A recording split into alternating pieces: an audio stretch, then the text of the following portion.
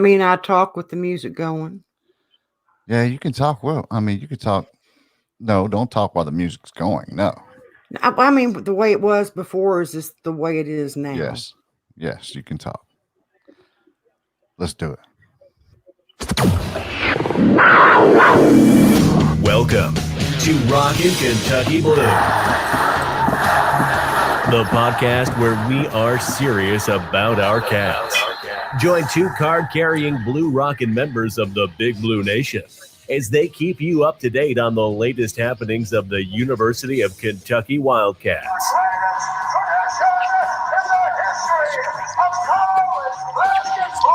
Here are your hosts, one calm member of the sports media, Michelle Mamba Brown, and one crazy fan, Jay Hayes. Welcome to Rockin' Kentucky Blue, the bright early Monday morning edition, episode 54. That's right. And we got a guest We have a guest. that I talk to quite often and knows how right I am, like a lot. Don't throw me in that box, but thanks for having me on. We've been Twitter buds for For a while. Yeah. a few years, I'd say. Yeah, and if you're not that following, means I can hit him with one of the trivia questions today. yeah, oh yeah, he gets all the trivia questions. JD Hall is joining Rockin' Kentucky Blue. No, I think the first time I talked to Michelle on her podcast, radio, whatever it was right after Jamal Murray committed. Big Blue Views. Yep. Back in the day. Yeah, that's everybody was doing stuff back then. And I thought, well, shoot, I could do a podcast. I can talk and talk and talk. And I like my opinions better than the ones I was listening to. So there you go. I think that goes for everybody. They like their own opinions better than everybody else's. Oh, Well, mine's a little bit more well-informed. Well, you say Jay's wrong all the time. It's his opinion. Well, I'm right. He's a lot. Opinions are not right or wrong. Facts are right or wrong. And Jay brings a lot of wrong facts. So I'm no. A lot of wrong I bring facts. a lot of predictions that are outlandish because I'm having fun and enjoy my team, and I like to be positive. So I reach a little bit, and everybody's like, "Oh my God, you're so wrong."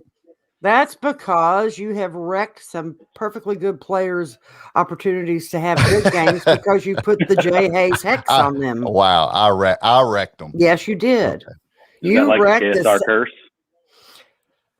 Well, I don't even know what that is, but because I don't listen to them, because they're stirring up crap again anyway. Yeah.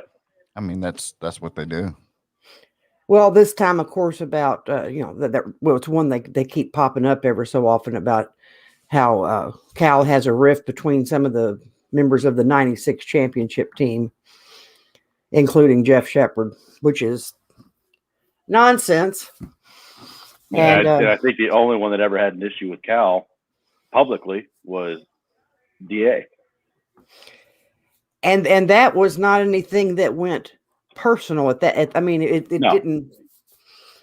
The whole thing that started it was because three of them, Rick Pitino, invited Cameron, Jeff, and DA to a Louisville basketball game. He was their coach when they were in school. It was not like them wanting to go see Louisville. They accepted an invitation to visit their coach. Right.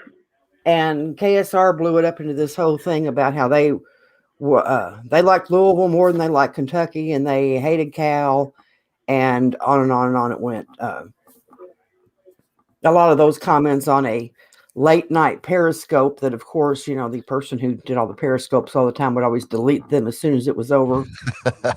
Stir the pot and then delete the evidence. Get in and get out. Yeah. And which I got no respect for that kind of game. That's just wall one. If you're going to do a Periscope, just leave it up. Right. Especially when you're as big as KSR. You got fans that can't watch that are going to watch it, but can't watch it right then. Right. Leave it up. Leave it up for a day. Leave it up for 2 days. Whatever. Then take it down. No, the reason one take it down is so that those 4,000 or 5,000 that could listen to it will talk about it online and create a bigger buzz. That's what that was all about. Yeah. Anyway, those are facts, Jay. See, that's not an opinion. Those were all facts. Just want to clarify so you know the difference. Wow, really? You're going there. I am. Okay. Hey, You're delusional, and it's okay. I'm a happy, positive fan that I am. That's why are we here on a Monday morning? It's Jay's fault. It is my fault. Yeah, work schedule change. It is my fault. But you got to be positive. The positive thing here is we continue to keep rolling. Well, we didn't roll so good last week because we had a schedule change, and then also Jay's fault. He lost the heat in his house. Yeah. So we had to have somebody come and work on the furnace. That was real fun. Yeah. That was real fun. You could even, like when he sent me the text, we can't do this. The heat's icicles broke out on my screen. He was that cold. I'd rather have my heat go out than my AC go out. I've got a fireplace behind me and electric. I got a gas heater in my basement. So my heat goes out, I'm fine. But 2 summers ago, my AC went out. And it was like 95 degrees. Oh, my AC I had to have went a out. whole new unit put back in, and it was not a fun 2 days. Well, there's the upside to renting versus owning is that when the air conditioner goes out, the landlord has to pay. Yeah. The True. downside to that is that the landlord is not here sweltering. And so, but he's learned over the past few years, he's learned, don't mess with me. Wow. I will get what I need, and if you don't get it on a proper time frame, you will wish you had. I do have an HVAC guy, so in the family. So my brother came over after work, or actually it was during work while I was at work, and had the old unit ripped out and the new unit installed in like 3 hours. So. Well, here's the point we've reached with my landlord. After the AC went out and I got that fixed, my furnace, which we have found is original to the building, so it is 38 years old. And when you turn it on, there's a little, and then there's a pause for 45 seconds, and then it comes on. And I was like, and the HVAC guy, I told my landlord, goes, this furnace is not long for this world. We can go on and put you a energy efficient one in here right now, get it done. No, wait till it breaks down. And I just looked at him and I said, you're not serious. And he went, give her your number and she'll call you when it breaks down and you can come. Yeah, so I don't have to wait for the landlord to decide he's ready to pay for it. I've been given authorization to call the guy myself. So anyway, trivia question number 1 for a Monday morning. JD, you ought to get this one. Huh. I think it should be. I mean, I don't know if I'm good under pressure. We'll see. See, I think I have that problem because it could be a simple question and my mind goes blank and then it makes me look like I just don't know.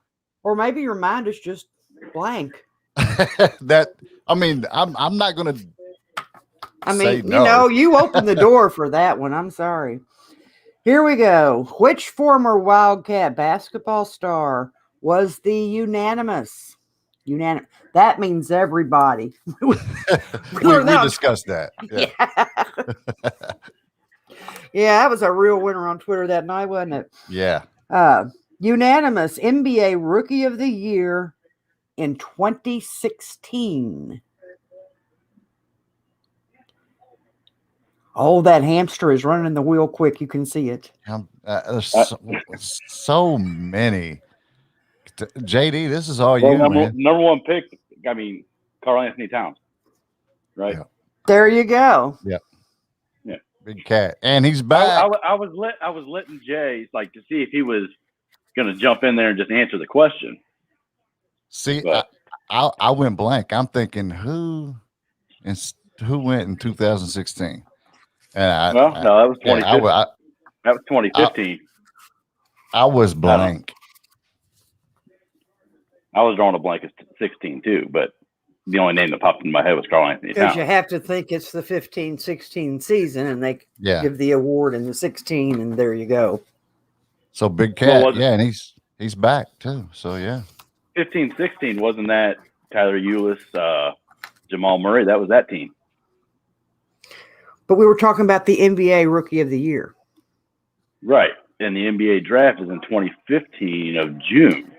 Oh, right. Yeah, and it goes into 20. Yeah, okay. I'm thinking of never mind. Yeah. Now see, Yeah. JV You've been all drinking with messed up. Jay too much, haven't you? I have. Wow. Me and Jay got to stop messaging. I'm telling you. You should just. Yeah, when I tell you. No, yeah, we're good. Yeah. When I tell you you're correct, just Just pick up your ball and get like, okay, now see y'all later. Now, see, it gets confusing when you're on the spot. You think that because that is confusing. So no, and then Michelle turns it all around like, see, you do. I didn't turn anything around. I just presented the facts as they were dropped. I just started overthinking. Right. See, I overthink a lot of things too, and I mean, we have another guest in studio. Just thought y'all should. Jerry the cat. Jerry all capital letters, the cat. You're probably not going to see my cats or my dogs. So, well, I had no intention of introducing you to Jerry, but he's got this thing about when I'm doing podcasts. Sitting on the chair. He gets on the back of my office chair, and otherwise he would be on the back of the sofa because that's what he does. Anyway, why I'm getting getting new furniture. Well, mine is new. I got it last year new, and he doesn't sleep on it too much. But well, my dog's 40 pounds. Nah. And when we got him as a puppy last year, he would see I also have a 30-pound cat. He would see the cat laying on the back of the couch. So when the cat would get up, that's what he did. And now I had a 30 to do it at 40 pounds. I had a 30-pound cat for a number of years, the best cat in the history of all cats. And everybody said, well, you can't have a 30-pound cat. Yes, I can. Wow. And he was scared to death of thunder. Anytime he heard thunder, he would crouch as low as he could get, which was not that low because his stomach was dragging the ground. But he'd go as fast as he could and open up the bathroom cabinet and get under the sink. And that's where he'd stay till the storm was over. He was smart, too. Anyway, so Jay's heat went out. We couldn't have our podcast last Monday. He said, let's do it tomorrow, which was Tuesday. And so I woke up at 6 o'clock with a blinding migraine, and I'm like, oh, great. Took some medicine. It'll go away. It'll go by about 9:30. Sorry, man. This ain't happening today. Yeah, which wasn't my fault. That one wasn't. But now let's clarify why we didn't have it Wednesday, because when I said that, I said, can we try this tomorrow? Because we had said 11 o'clock on Tuesdays, and can we try this tomorrow? Yes, we can. Okay. So Wednesday rolls around, I get up, I feel much better, and I wait for the little notice that he's created the show, and I wait for my invitation, and about 10:30, I went, 11 o'clock, right? And he didn't answer, and then finally at 11:05, I said, I guess it's not at 11. It was about 1:30. Well, I just woke up. Okay, well, let's just do this next week. Yeah.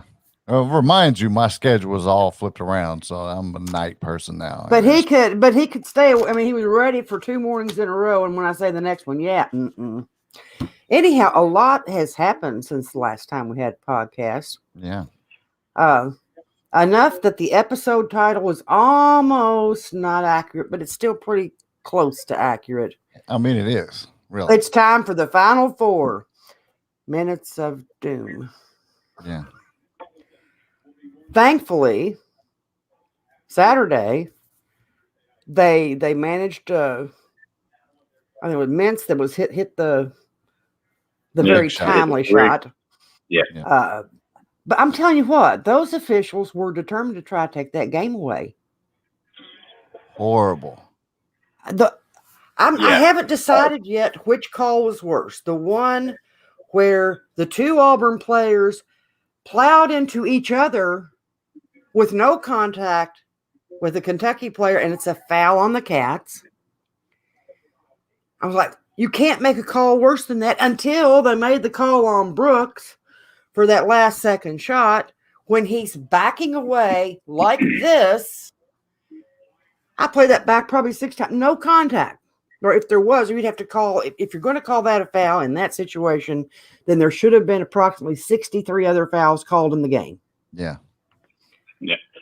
Brooks did exactly what you're supposed to do on that 3-point contest. You come out, you set your feet, you don't jump, you put your arms straight up, and you don't move.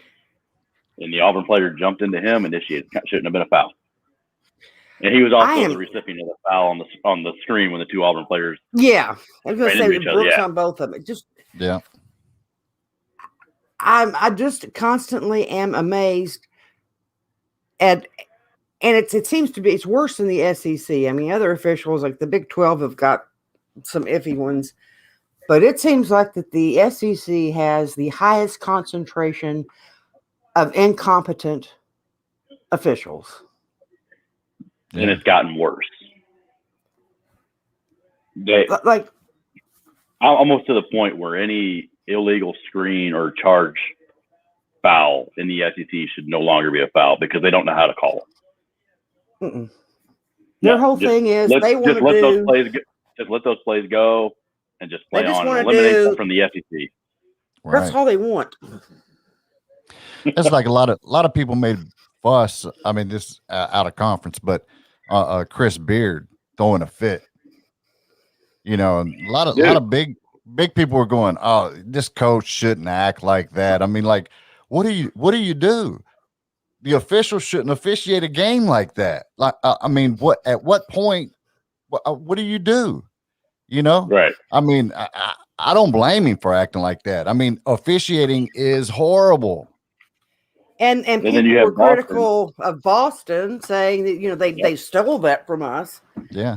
And they said, well, they're probably trying to fine Kentucky. But if you don't speak up, there is no reason whatsoever for if nothing else, the head official of each crew to have to answer, say, 5 to 7 questions from a pool reporter at the game. Not going to come up to the full press, just that. Have a pool reporter that asks questions about key decisions. Make them accountable. Yeah. I'd be fine if all 3 officials were there. Well, yeah, but I'm saying, you're not going to get, Rome wasn't built in a day, and you're not going to get that kind of change that quickly. Yeah. That's what I'm saying. A pool reporter, you get 1 reporter, the head of that crew, this decision was questionable. What did you see on the film that made you decide this or that? But I don't know if you see the guy that shows up on game nights, the former official. He's always talking to Oscar. Yeah. And he'll discuss some of the calls, like people will say, well, that was a bad one. Even him this year, I mean, he's always been very defensive of the officials, but he has pointed out, like, you got to get that right, man. You got to get that right. That was wrong. He was especially critical after the Arkansas game. But somebody said, they should get fined. We should, this or that. And he says, they should get some kind of punishment. And he said, how do you know they don't get punished? Yeah, they do. Because nobody says anything about it is why. Right. If you had a little more transparency and if fans and programs knew exactly what was going on, they might feel it doesn't change the outcome. But the officials need to have some kind of public account. And that's the whole thing. You keep it quiet in your little officiating circle. And so the fans don't know, well, you just got docked from officiating the next 2 or 3 games that you were assigned to, or you got fined this amount, whatever. That's what happens. They get taken away from games because that's how they make their money. So when they apply for a game, they say, no, you can't have that game. So I mean, they do get in their pockets, and that's the best way to get it. Somebody, but they need to announce that needs to be announced. It needs to be made public. Like, you have leagues that come out and say, well, we're going to punish this coach for his outburst, like Chris Beard and the Big 12 just did. Do the same thing to the officials. Otherwise, it looks like you're condoning the bad calls on the court. Yeah, just like we're going to fine John Calipari $15,000 because he criticized officials publicly. Well, I kind of like fine them too, but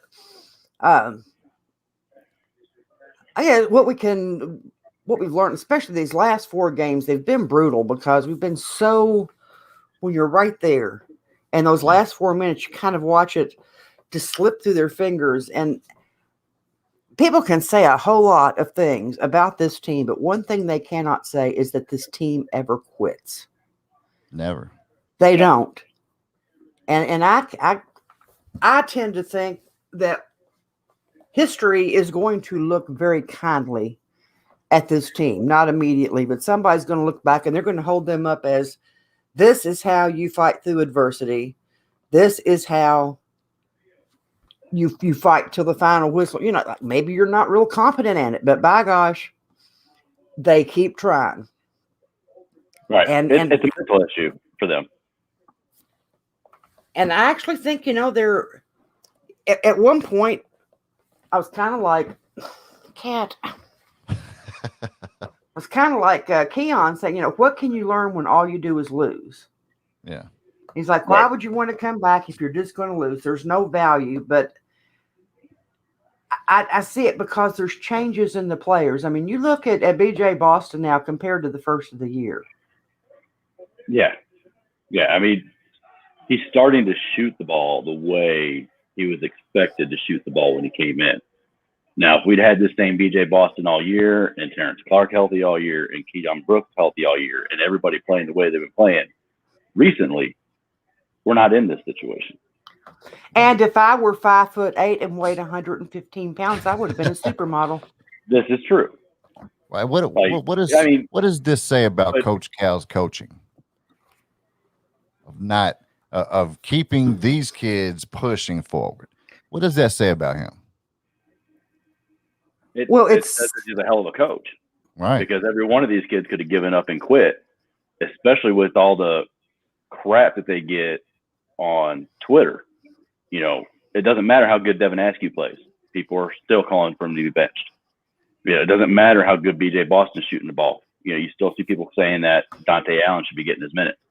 Like, you know, if I was these kids or a parent of these kids and seeing what some of these fans are saying, it'd be real hard for me to come to the University of Kentucky and play basketball. Yeah. And we won't even talk about the yahoos over on Facebook who hope they lose every game because they're vile creatures because they kneeled before. Oh, we are going to see your cat. Yeah, you see one. This is Simba. Yeah, see, he heard Jerry was an internet sensation. But yeah, people are still like bent over the kneeling at the national anthem. Yeah. And nobody can, you know, well, you know, when are they supposed to protest? Well, not then. And they don't need to bring politics to a ball game. Well, what's the national anthem? Isn't it political? Yeah. It was brought to the ball game first. Yeah. Did you ever find that out? When did that happen? A lot of that, baseball? I think a lot was actually Olympics, and they had, you know, national anthems. So you whenever you won all that, or when they had international competitions, right? They did this, and why that became I'm unaware of any other country that does that for their domestic sporting events. It sounds like a fine wine, doesn't it? A domestic sporting event.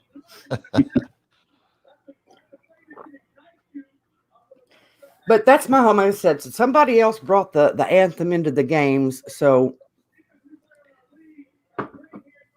when are these kids, if they want to do something, supposed to do it? On their own time. Which nobody will see it and nobody will care. Well, yeah, and the that's what they want. That's what they want. Right. Oh, it's not going to make an impact. What they did do. The whole point is to make an impact. Yeah. This summer, that's what they did on their own time. On their own time. And they made the Black Lives Matter video. Well, there were people saying in November, we were losing games because they did the video. Yeah. We were losing games because they spend too much time messing with their hairstyles. Yeah. We know what hairstyles is code for. I mean, come on. Those people come. I guess you saw my latest tweet about the guy saying that they were crybaby kneelers or whatever. So yeah, I mean, like people are still on that. Yeah. But you know. And ironically, the best game we played all season was the game where they kneeled. Yeah. Well, so that's great. That's just good stuff. I mean, you can't make it up. No. Exactly. You cannot make any of that up. So what we went out, and then there was the drama around Terrence Clarke, and that's another thing. People getting on Cal. He doesn't handle injuries appropriately. Yeah. And this thing is, people still have this misguided notion that they are entitled to a player's medical information. Yeah. Right. Well, I bought tickets to a game in 1988. You owe me. And they keep pointing back to Jared Vanderbilt. Well, guess what happened after he was drafted? He never played that first year. Why? Because he had surgery as soon because as he got had drafted. surgery on his foot. Yes. Yeah. So, yeah. Yeah, To maybe me, if the coach or somebody comes out and says the player's hurt, just accept it, move on. You don't need to know every little bit of what the injury or the medical or whatever. You don't need to know everything. Well, and everybody got all bent out of shape because Cal's throwing Terrence under the bus, saying, well, if medical says it's okay and you're still limping around, you're not going to play. Well, you tell me. How's that wrong? Well, and the other thing is, how many times has Cal said anything when times are good? Yeah. And Cal has said things that could have been interpreted 17 different ways. It's not anything different with this injury. It's how Cal talks, which that's usually what happens. Like, I watch the post games and Twitter and Facebook and all these Kentucky media guys they'll pick something out that he said, but don't finish. It's not what he said. But they make it this thing to stir the pot, and I hate it. Right. And that's why I call them out. None of those guys like me. They don't. Well, and Michelle knows. Like the comment after, I think it was the Arkansas game, where he was talking about they've got nothing but the bad side of the fan base this year. How is that wrong? Right. It's not wrong. Because they have, and we've talked about it several times, that they got none of the good parts of the Kentucky experience. And I saw a guy saying, "Oh, he's just really leaning into being a dickhead, isn't he?" Like, right. What was wrong about what he said? One horrible season, record-wise, does not make a coach. Correct? Does not make a program. Facts. Did you see the guy that came after Terry Brown the other night when he was saying one really bad season? And then he went after Cianci. Yeah. Oh, yeah. Who's the pig in your picture? Right. Yeah, I saw that. Well, Terry, and Terry, he's usually, when he gets into those things, he will maintain. But he said, I don't know. I wasn't in a picture with your mother. Love it. And then he apologized, like, no, I usually don't go down like that. But I didn't see all that. I saw some of the some of it, but I didn't see that far. So I was just like, after reading a little bit of it, I was like, what the hell? If you go back and read it now, there's I've got a few comments in there. Oh, so, yeah. It was ridiculous what that guy was saying. And you can't, when I'm looking at this team, and I decided this during the season that's on the screen behind me, 2013, 2014, I'm just going to watch the games. I'm not going to let it ruin my entire weekend like it used to this season. And I've been happier as a fan since then. Now, in the moment watching a game, I may get upset. I may yell, scream. Well, I will yell, scream. But when it's over, I let it go. And that's what I'm trying to do that's what I'm doing with this team. You can't, and if you try and go online and look at this team objectively and just say, well, there may be reasons why this team isn't performing the way that they lost 3 months of practice. They lost. Why do you have your head up Coach Cal's ass? Right. And that's the crap that I'm getting, because I'm trying to look at this stuff objectively and understand, we're not in their shoes. Everybody deals with this stuff differently. So to say because you're fine with it or other teams are okay, which the young teams are not okay. You know, why do you think all the Blue Bloods are not in the ratings right now? Or the ones top who 13 winningest programs are not ranked. Right. You know, it's a weird year, you know. And some of people calling for the whole revamp of Cal's offense. Since Cal has been here in 12 years, there's been 1 year that was outside the top 25 until this year. And then that was an injury. I mean, because if we had that was the 2013 year with 2013 year with Nerlens Noel. You know, so even and it was also the year that was also our other year of not having a strong point guard. Right. And the first year with John Wall, everybody talks about how dynamic John Wall was with the ball, and they're not wrong. But where was the offensive efficiency ranked with that year? Number 22. So it's not like they were lighting up the scoreboard or anything, you know. So, and the offensive efficiency of this team isn't based on Cal's offense being terrible. It's based off of the execution of the offense by the players. Look at their screens. They're not good at setting screens. They're not good at using screens. They're not good at spacing the floor. They're, you know, and thankfully they have improved on shot selection. If you go back and look at the last 3-4 games, what's gotten better? The execution of the offense. It's looked tons better than it had earlier in the season. And you can see the little changes that Cal's making in the offense. It's not huge, but the players are finally listening. If you've got an open shot, take it. You know, I was staying away from that word. I know. That's their word. But that's the big elephant in the room. Tweak. Right. Okay, Jay, you were biting at the bit there to say something. No, I was just saying, you know, being positive, you know, how the conversation started in the direction we're going right now, being positive. That's why I make like crazy predictions that I make. It is just to be positive for this team. And you would be amazed at like some of the negativity that I get from those. I'm not amazed. Like why would I just pick like that we're going to lose? Why would I do that when I like my team and I'm trying to be positive? I posted a positive little video of Brandon Boston breaking ankles, and you've just seen the negativity. People, we're not doing. Fun. I mean, just hope he has fun in G League. Just like, and I told the guys like, you know, don't be that guy. Don't be that guy. You know. And if he's in the G League next year, he's in the G League next year. Guess who was in the G League the year after they got drafted? Keldon Johnson. What's he doing for the Spurs this year? He's averaging 15 and like 6. Yeah. You know? Yeah. 1 year in the G League isn't necessarily a bad thing. Would I like that second year of development to be at Kentucky? Absolutely. Who wouldn't? Of course. Yeah. You know, but if a kid feels like he's ready to make the jump, we can't tell him no.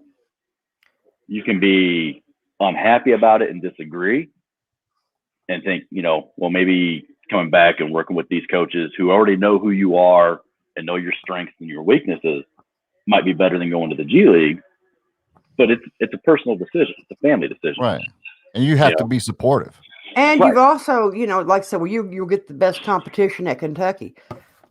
I will argue that one because there's a whole lot of really talented players in the G League that you're going to be facing on the other teams. Just because you're practicing against some talented players doesn't mean that when you play South Carolina or when you play Vanderbilt that you're going to be getting any better or being more prepared for the NBA than you would at the G League. But going back to your point of not letting a lost game ruin your weekend, my perspective changed. It'll be 10 years a week from today that my father died unexpectedly. And I remember the day after he died, and we'd gone through all these arrangements and stuff, but Kentucky played Arkansas, and we had a little rough patch there in 2011 because there was like a big surprise. We got to the Final Four, but you know, we had that little rough patch in late January, early February. And I remember I watched the game because that's what I do. And I have to always go back and look in the records to see if we won or lost that game because it's like one of the first times I could not have told you what happened. I remember watching it. I remember just being kind of numb. But from that point forward, it was never, ever. I mean, we win. I'm excited, but it doesn't keep me up on cloud 9 for a week. If we lose, I'm like I said, right in the moment, daggone, that got away. And an hour later, give me a bowl of ice cream. I'm good. Yeah. I mean, I still, if I watch a game and I've got to go I can't go to bed right away because I got to calm down, especially if it's a loss. If it's a win, then the excitement's got to come down before I can go to bed. Because otherwise I'll just lay there for 2 hours tossing and turning and not be able to sleep. Now the wins, so, I will be more, I'll ride the positive wave. That'll keep me up longer. The losses, I have learned, it's a whole perspective thing, because that one game I was like, maybe it's how come I can't remember the result, but I thought if I could talk to Dad, I always talk to Daddy after the games, and I couldn't talk to him. Yeah, there are things that are bigger than basketball. And that's when I'm like, if he could come back and us never win another game, I'd be daggone cranky with that. Yep. And then I went through a whole string where everybody kept dying. So, it's like, I got the point, God, really. I mean, I don't need, there are 4 people died in 3 years in my immediate family. And it was like, point made. Right. And then now I'm criticized for not being a good fan because I'm not angry enough after a loss. Apparently there's a little anger barometer thing over here. And if you don't burst through a red bulb here, you're not a real fan. Basketball is so low on my level of concern. Like, it's entertainment. That's all it is. It's entertainment. People put too much emphasis on Kentucky sports than it really needs to have. And I'm trying to get better at not doing that. And I think I've gotten better. In fact, I know I've gotten better. But when the result of a basketball or a football game or a recruit's decision has an impact that determines how the rest of your week is going to go, maybe the problem doesn't lie with the player or the team. Maybe the problem lies within you. Yeah, you need to stop watching sports. You need to find something else to occupy your time. Something that figure out what in your life is so disappointing that when your favorite team loses, it sends you off the deep end. Right. I get supportive. I get more supportive. It's not just Kentucky. It's not Kentucky basketball. It's not Kentucky football that's doing it. There's something else in your life that's going wrong that makes you feel that way. Well, I'm going to say something now that I know is just really it's going to fire Jay up. Uh-oh. Oh, he is. He's probably just going to get really mad and because that's what he does. Wow. What about our 2 recent football transfers? I don't know what to think about these guys. It is. And I'm not going to get mad. Well, you wouldn't let me discuss the schedule when it was fresh news. Even though we're in the smack dab in the middle of college basketball. And we had spent 47 minutes talking about basketball. Yeah. 47. If we had ignored basketball and led with football, you would have had a point. You didn't have a point because we'd spent 47 minutes and there wasn't anything else to say. Yeah. So you like blew a I don't know for us to talk about. I don't know a lot about these guys though, and I didn't really take the time to really look them up right now. But I'll eventually get to that. But I like anytime we get a recruit and you see the headlines that hey, this guy. I don't know anything about these guys, so I'm not for sure. The quarterback was from Penn State. Yeah, Penn State, I do know that. He's got a cannon for an arm. That's the one that he can't. So now we have a little not a little. We have a bigger competition brewing for the quarterback position. So it's just not automatically going to be Allen or Gatewood, and I think that's actually a healthy thing because they're all going to have to work for it. And the other thing that's really good about that is if one of them goes down with injury, You've got 2 more waiting in the wings, and you don't have to take your only wide receiver and make him play quarterback for the season, even if it could possibly work out, because you don't always have a Lynn Bowden sitting over here in the wings. Right. Who at that point was at the beginning of the season would have been your 6th quarterback. Then you have 2 unexpected transfers. You have Nick Scalzo tears his ACL again. Things happened that season that were unavoidable to put Lynn Bowden in that position and the coaching staff in that position. So there was a whole lot of criticism with that I was like, dude, like, who else is going to play? Yeah. It's not a knock on the coaching staff because you had 2 kids transfer out and a kid blows ACL. Like, how is that the coaching staff's fault for not having another quarterback that could step up after Terry blows out his knee and the next guy, messes up, Sawyer Smith messes up his shoulder, throw the ball. Like we had so much turnover in that position in 2 years. I lost track of all the names. Right. Yeah. And people were still dogging Eddie Grant out. And he was a genius at offense on that, having to deal with those things. And still he was rebuilding the offense. You're talking about Cal rebuilding an offense. Eddie Graham was having to rebuild the offense sometimes weekly. Well, you don't throw to the tight end enough. Dude, do you see how many plays he has drawn up for the tight end? And either A, the tight end didn't get free, or B, got a receiver 20 yards further down the field, wide open, waving his hands. Let's throw to him. Yeah. Then he doesn't catch it. But, that's beside the point. Right. Well, and a lot of the RPO passes are designed to get the tight end open behind the linebacker. If the linebacker doesn't bite up on it, he's not going to be open. You can't throw it to him. Yep. I mean, you can't explain that to some people. You just can't. Well, because you have a very loud voice in the media who doesn't know squat about football. And so whatever he says, then his little sheeple will just repeat that, and they have no concept behind it. Well, and we've never had a tight end like Pitts at Florida, like who runs like a wide receiver. Yeah. When was the last time we had a tight end like that? Going back to the Hal Mummy days, when you're talking, Rich Brooks days, so you're talking, and I'm not talking late Rich Brooks, early Rich Brooks, we haven't had those tight ends that run. Jacob Tammy, maybe. Tammy, James Whalen, James Whalen. They were a hybrid tight end. What we have now are tight ends that are big that can run people over. Right. But they're not going to do it quickly. They're just going to barrel over with their pure size and strength. Now we do have one tight end who's pretty athletic, and right now I'm drawing a blank on his name. And he caught a touchdown in the bowl game, I Upshaw? believe. Yes, Keaton Upshaw. That kid is on a different level than any of the tight ends we've had over the last 4 or 5 years.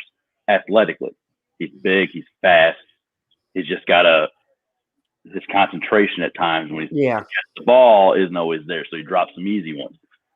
But he can be, especially in Cohen's offense, could be a big weapon for Kentucky.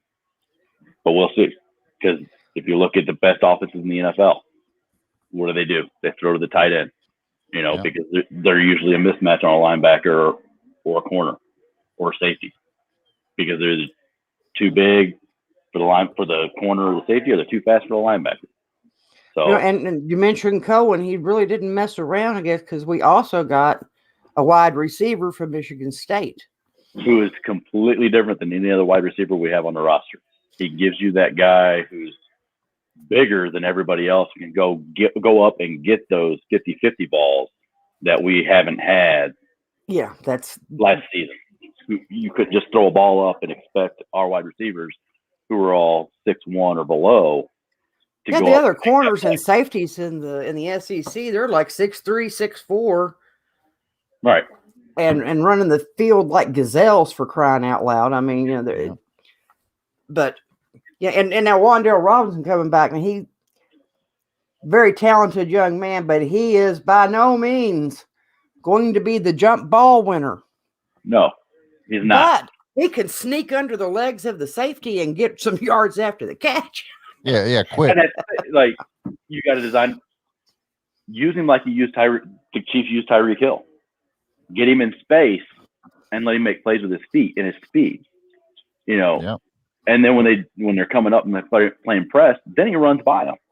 Exactly. You know, that's what they're going to have to do with him because of his size. You know, using and right. That's what He's not a running back, so don't put him at running back. And that's how he was used in high school. It was exactly that way. And you get something, you're thinking, okay, yeah, he caught the ball, but you know why? And then all of a sudden you look and he's in the end zone. You're like, well, how did that happen? I mean, he's just sneaky quick. Right, and then you got the Fulton, the linebacker transfer from Michigan State, which, you know, after what happened last year with injuries, and then now Jamin Davis leaving this year, and you're still down Chris Oates. Yeah, you know, linebacker depth for Kentucky was an issue, and you Has bring anybody's and not to interrupt, but with Chris Oates, we saw that he finally was standing. So have we seen any more updates? Not anything like that I've seen, because I do follow his brother on Twitter for that exact reason. Right. I want to see what kind of progress he's making. But it was put out there publicly for the first time what actually happened to him. He did have a stroke over the summer, which anybody who saw him, once they finally put out the picture, you're like, oh man, like you knew what happened. Well, I knew that based on the whole thing. Show. When they said medical event, non-COVID related, and they were saying medical event, not injury. Right. And I was like, the only thing that could be is a stroke. Yeah, Michelle called this when it happened. Oh, yeah. I did. I mean, back then, that's one of the first things that came to my mind was he had a stroke. But I had a lot of people tell me that couldn't be the case, because if it was a stroke, they would just say something about that. Well, not necessarily. No, and not maybe if you want to give the kid his privacy to. Well, his family, for that Yeah. matter, they didn't need to hear everybody and their brother come out. Well, I'll tell you about the doctor that helped my grandmother back in 2011 with her, you know, and that's what they would have gotten. Let them deal with the privacy, let them chart the course for his rehab. And I like the fact that Stoops is still being encouraging enough to say, I'm not ready to say that his story at UK is over. And I think, you know, that has to be so encouraging and uplifting to Oates. And like, you know, not only have they not forgotten me, but they're still thinking about they can give me a chance if I get back from this. Right. And now, realistically, the odds of that happening, pretty small. But to me, I just want to see the kid recover to where he's not wheelchair bound for the rest of his life. Right. You know, and me and my dad talked about this last week after the Stoops comment. Like, even if Stoops isn't here, when that kid gets to the point where he's able to go back to school, the University of Kentucky needs to honor that scholarship and let him come back and finish his degree if he wants to. Now, I think they will. Oh, absolutely. Yeah. And then, man, you know, even in one of those cupcake games where you're blowing out and you got 2 minutes left, put him in there. He doesn't have to do anything. Put him in there and let him hear that snap and just run off the line of scrimmage. Let him hear the crowd of him coming in there, because they will erupt for him. I was on the field because it was in the final 5 minutes. When you're in the media, you can get down on the field for the final 5, which is really, really cool. Although that was how I watched us lose the Florida game that one year. I thought we were going to break the streak. Down there, ready to witness history, and but when Josh Paschal came back at the end of the season, after going through all his cancer treatment, and they brought him in just that last series, you could not hear yourself think in that stadium. It looks like you got a midget on your head, JD. I'm sorry. People walking behind me? Yeah. Oh, yeah. No, it was one of the sideline reporters, and she was positioned perfectly on the top of your head, just her mouth. And it was pretty funny. It was to me. I'm easily entertained. It would just be UK behind me on the screen on YouTube. That would just show the logo or something. I couldn't find anything. So I figured, the current team we're watching now is getting compared to the 2013-14 team with how they could make a run. I figured, why not put the first game? That is my one moment of fame on ESPN. Was in 2014. They had the Hash It Out segment. If you remember, they used to do that on the show. And whatever question they had, you had to put the hashtag Hash It Out. Mm-hmm. And they would pick the best ones to be on the show. Well, it was who's going to make the most noise in the 2014 tournament. Kentucky will. I mean, my gosh, Big Blue might be down, but we're not out. Never count the Cats out in the tournament.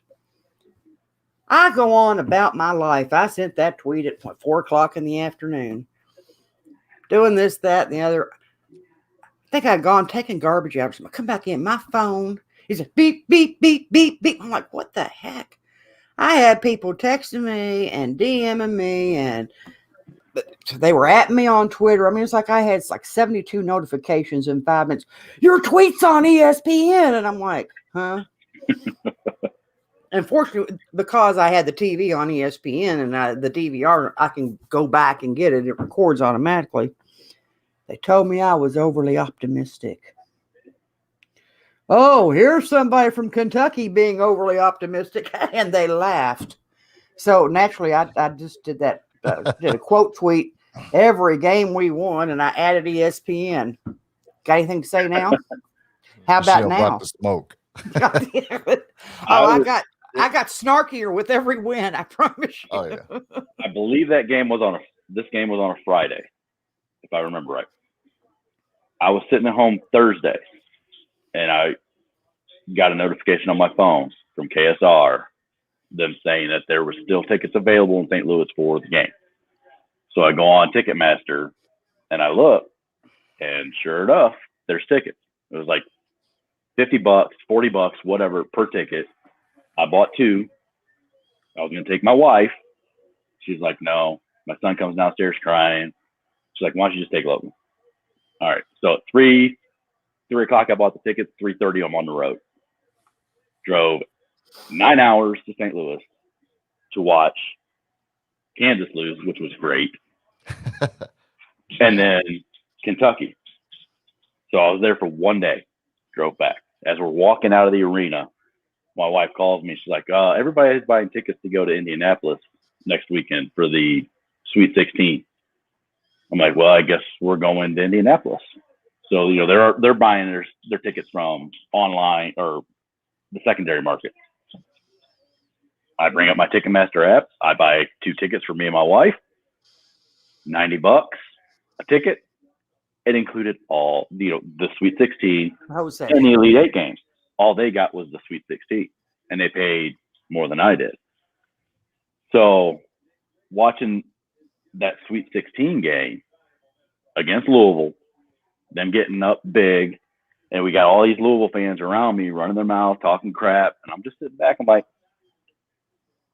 I'm not worried because Louisville does not shoot the 3 like this, like they did in the first part of that first half. Absolutely.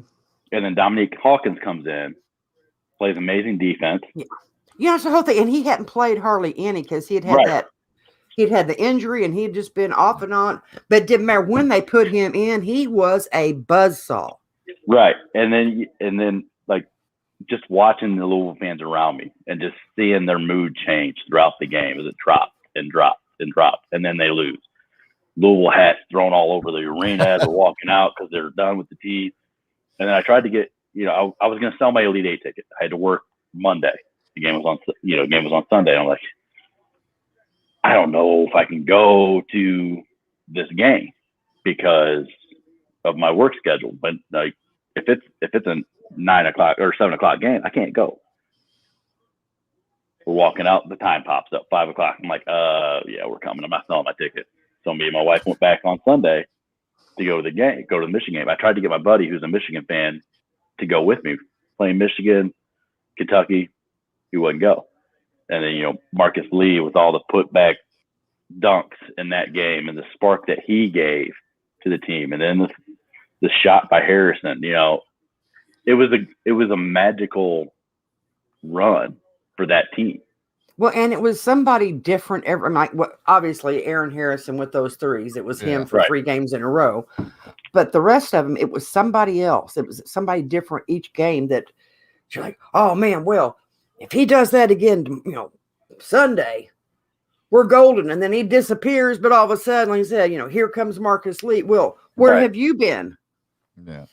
And everybody thought it was over when Willie broke his foot. And that injury created some of the best memes ever, especially Willie on the sidelines in that flower shirt with his jersey over top of it. Yes. Yeah. And so then when he was on campus on his scooter, and of course then people would take him on the sidelines in the flower shirt and then Photoshop that on his scooter. It was pretty funny. But anyhow, wow. Jay, real quick, we don't want to overlook this because it's been a while, but you got to witness one of our losses up close and personal. So how was your rep experience in a COVID game? It was great. Set around a bunch of cardboard cutouts, and I was down low too. I was pretty low. Okay, tell us how low. Maybe 6 rows from the floor. So I would have seen better pictures than that. No, I mean, just. But you got to remember 6 rows from the floor in the permanent seats, so you don't have all those extra seats in front of you. So yeah. And I was behind, not really a bench, but I was behind the Tennessee player bench, but they were spread out. Corner. Yeah, they were. They were everywhere. Bench is meaningless this year. Bench is is a half of the court. Yeah. So we were heckling your guy for Tennessee. I can't think of his name right off. The guy with the hair. He got a haircut though. Fulkerson. Yeah. That's Michelle's guy. John Flopping Fulkerson. Yeah. That's it. Well, and nothing about his hair is all about the fact that he sees anybody coming and he flops 5 minutes before we get there, and he still gets the call. He is a flopper, and there were some guys right up on him heckling him, and it was great. It was a great experience, even though it was weird at the same time because it's just so just the atmosphere is just different, but it was great at the same time. So how does the fake crowd noise play in? How does it sound when you're there? Obviously you would hear it. Yeah, I don't hear it.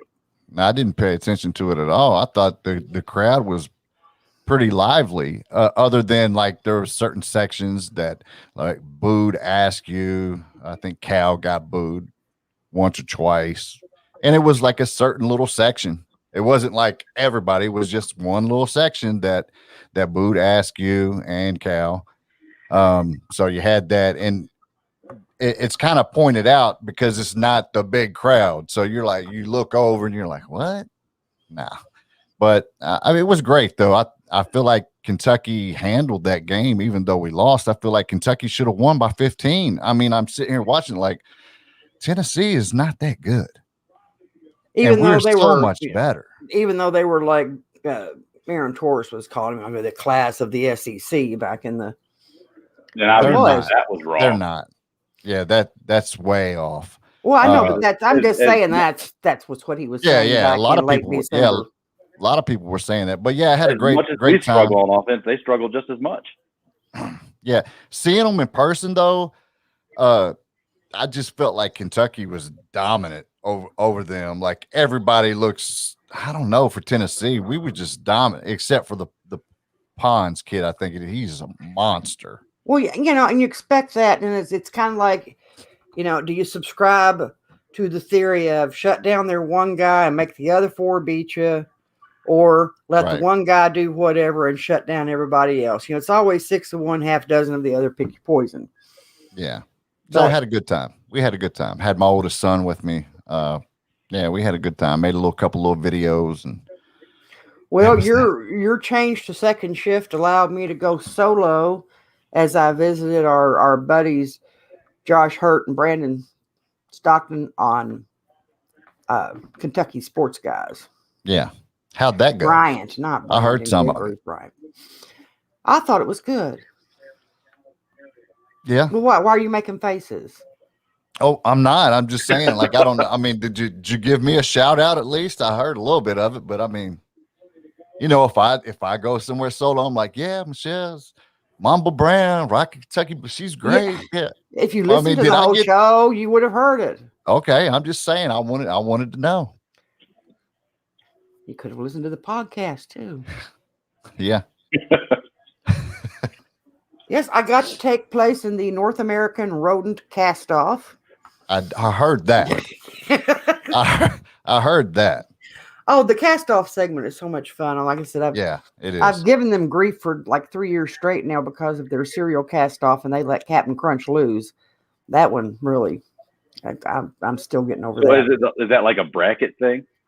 They will have a list of 10 or 12, whatever it is, things in a category, and so the two hosts, and then if they've got their other guy, Gunner, who I guess does some of the control board stuff or whatever, because it's actually an actual radio show, and then whoever their guests are, and they alternate. So you have whoever you just knock one off the list, you cast off one of them.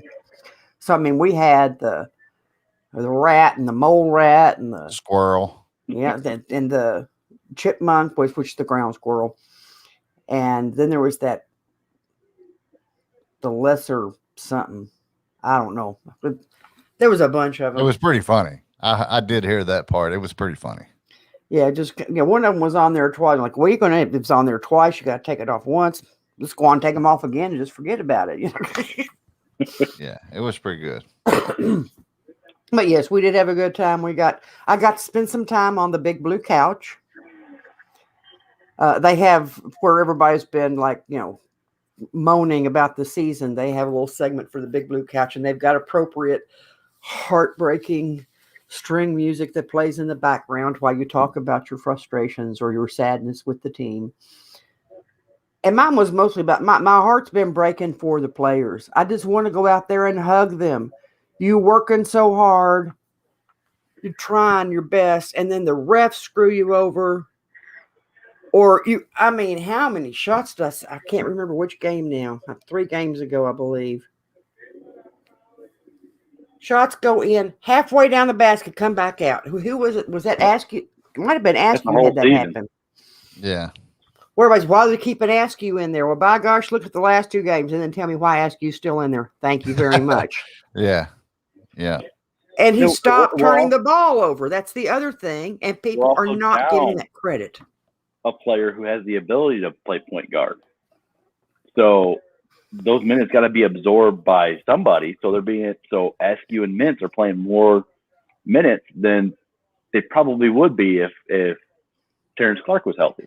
Well, like I said, and the fact that Askew really protects the basketball. Well, he's not hitting any shots. Yeah, but he's not turning the ball over. Right. Yeah. I mean, I think it's all his last 3 games or 4 games or whatever was 24 assists and 9 turnovers. Yeah. There's nothing wrong with that when you're talking about a kid as young as Askew who should be a high school senior. And one of those games was, there we go, that many turnovers. It's always backwards. I can't do the backwards camera thing. It just messes me up. I had questions though the last couple of games before the Auburn game. My question was, why did Isaiah Jackson play 12 minutes? And then why did Isaiah Jackson play 18 minutes? Wasn't foul trouble. So in my anticipated foul trouble because he's been in foul trouble most of the games.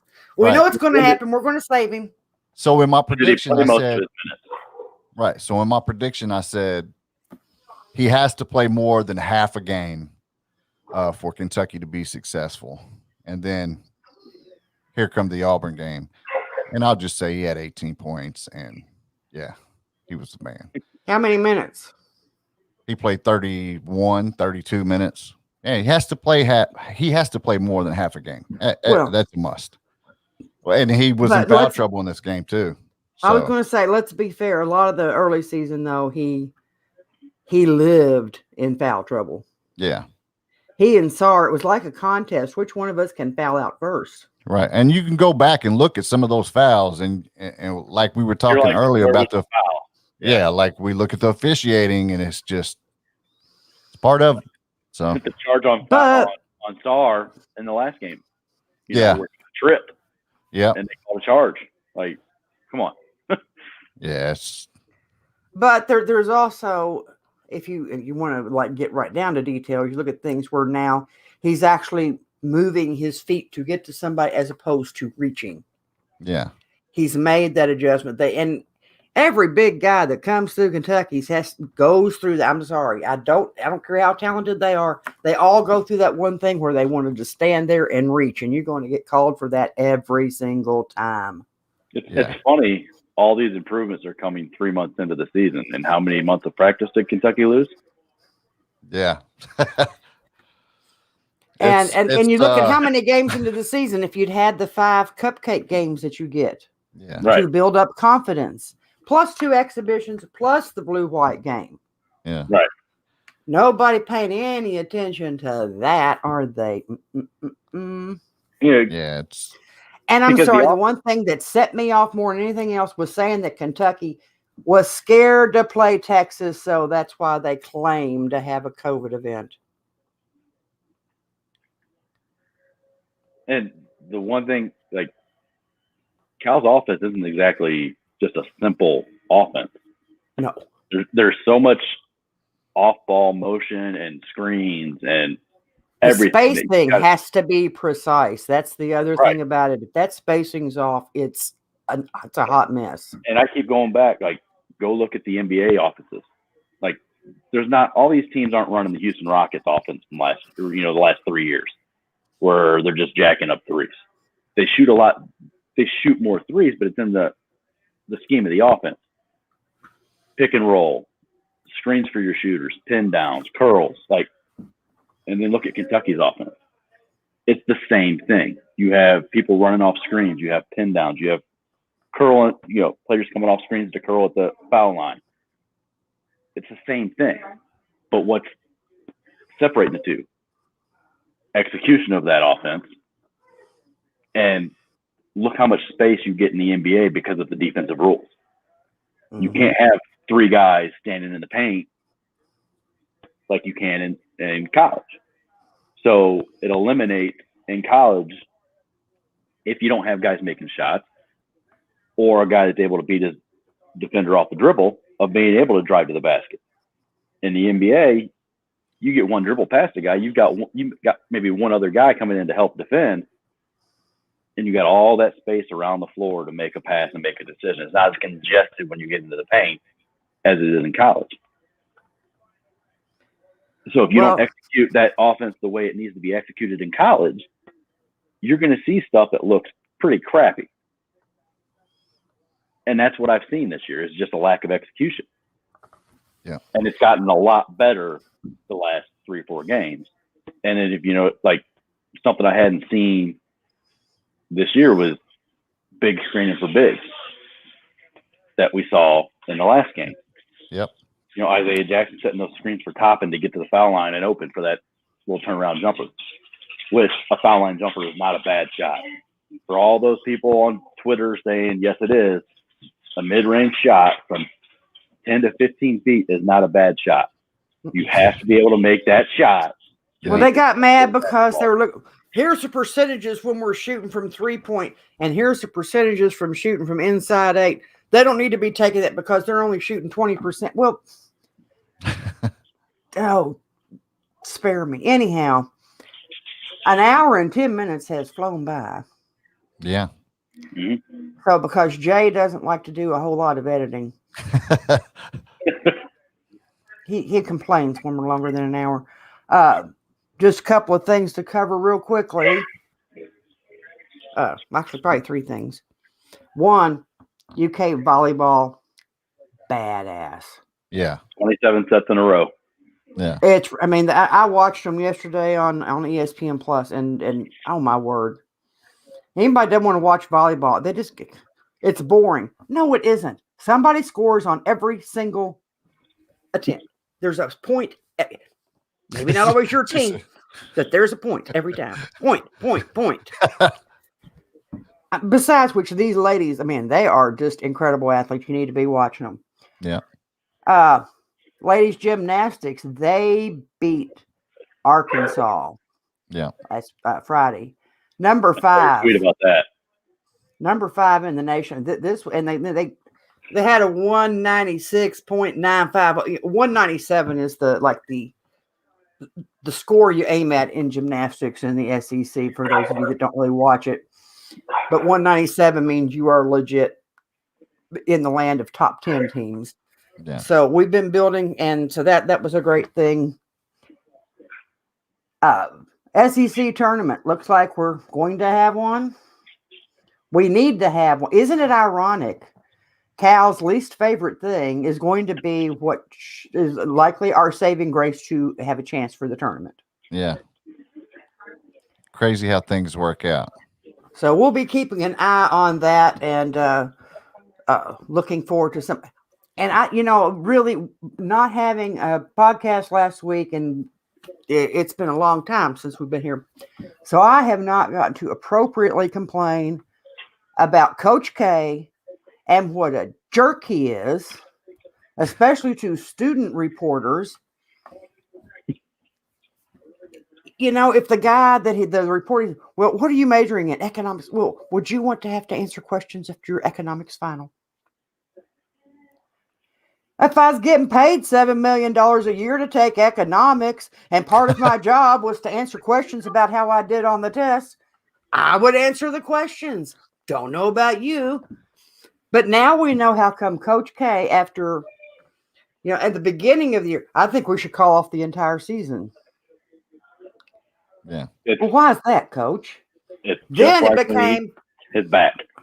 Yeah, but see, he tried other ways. Now his next thing, when nobody would agree to call off the season, I think March Madness should include every team in Division I. Good luck with that. And now we know why. Yeah. Okay. There's always a reason for Coach K when he's calling for something like that. Like, you don't see, as bad as Kentucky has been, have you seen Coach Cal say anything about canceling the season or include every team in the NCAA tournament? And and that's the whole thing but everybody's going, well, Cal was afraid to play Texas. That's just such hot garbage. Because his choice to cancel the game. No, you have to follow the protocols. That's what it is. And anyway, but I have not written off the possibility of Coach K possibly, I'm saying, if it's not a back injury, he might get COVID and have to sit out the rest of the year. And I'm just going to have to name an interim coach. Yeah. Because he doesn't like these kinds of, that's why his win record it's I think artificially inflated, quite frankly. But well, what was it, 90, 94? Was it that long ago? 90, 99? No, 90, not 99. No. They won the title in 99, right? If I remember right. But where he took time, I got to have back surgery. My back's too bad. And they finished with a losing record that year, but it doesn't go on K's record. Right, that's what I'm saying. Right. That's why he gets an artificially high win. Right. Because he was at least more than halfway into the season, and he knew he wasn't going to have a winning record. Right. Weasel, rat face, whatever. Anyway, that's about as much fun as we can possibly have. Hope you all can adjust to the Monday morning routine, because this is where we'll be for a while, assuming that Jay does wake up future weeks. If you want to follow us, you can follow us on Twitter at Rockin KY Blue. That's all together. ROCKINKYBLUE. You can also find us on Instagram.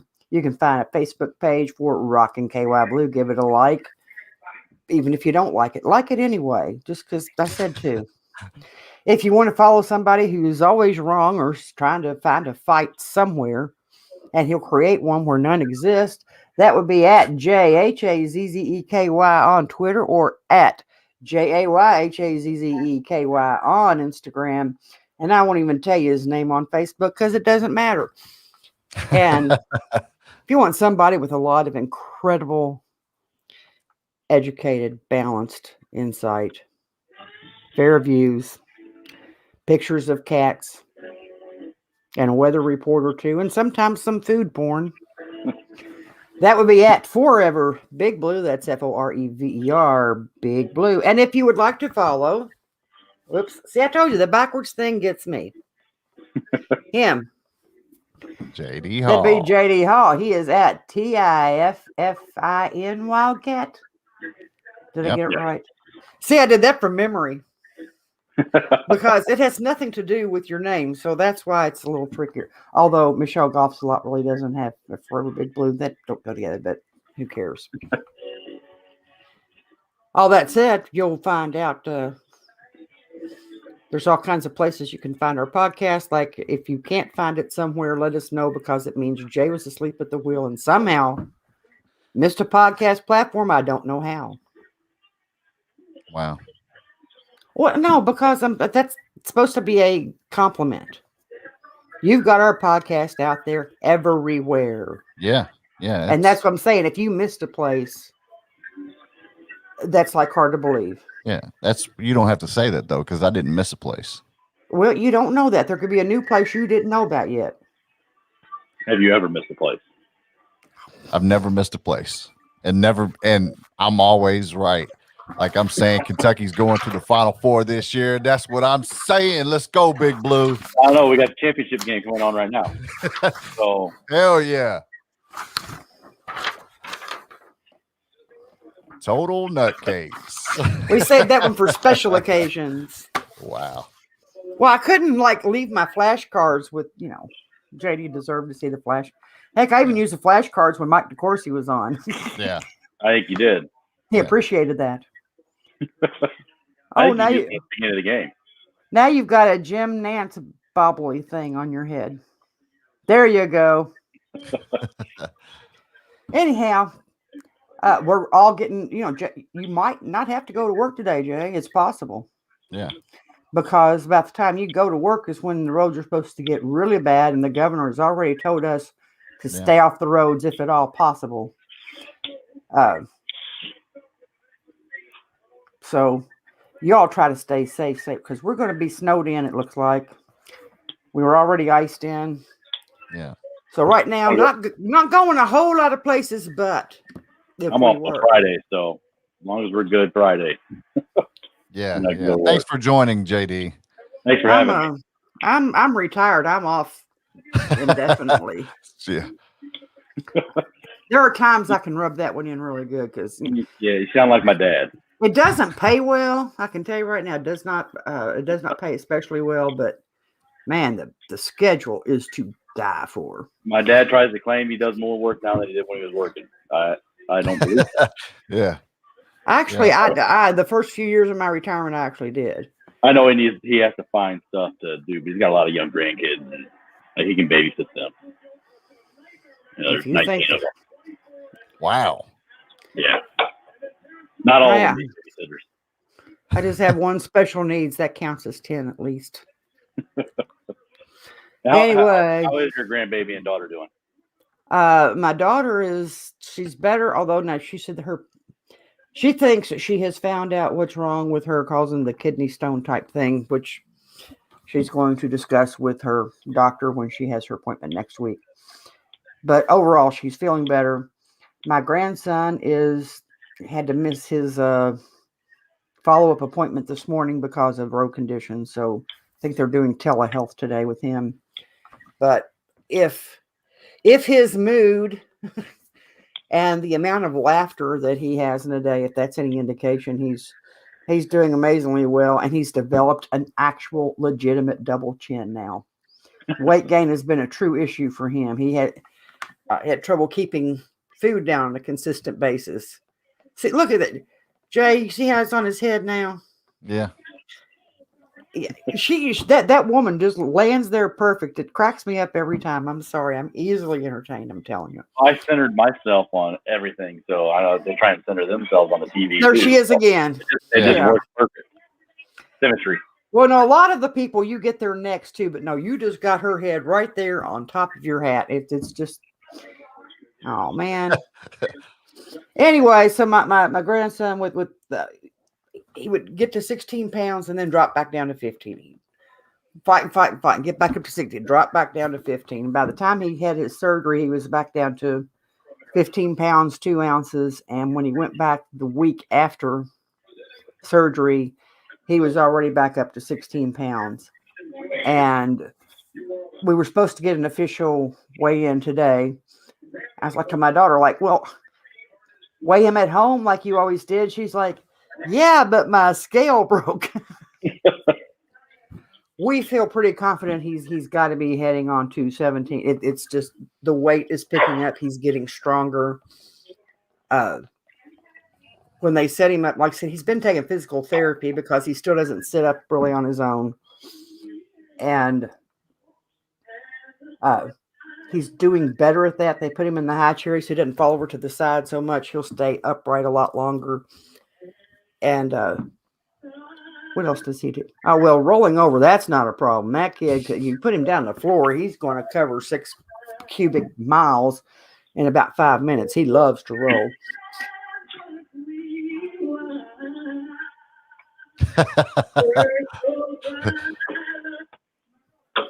It just got real political in here. Anyhow, if we were able to go anywhere, if we're able to do anything, it's not even going to rhyme this time. If we did do, Jay. We're always rocking Kentucky Blue. Thanks for listening to the Rockin' Kentucky Blue podcast. You can find us on iHeartRadio, Apple Podcasts, TuneIn, Spotify, Radio Public, or wherever you get your podcasts. Be sure to stop by and leave us a rating and review. And tune in next time for another episode of Rockin' Kentucky Blue.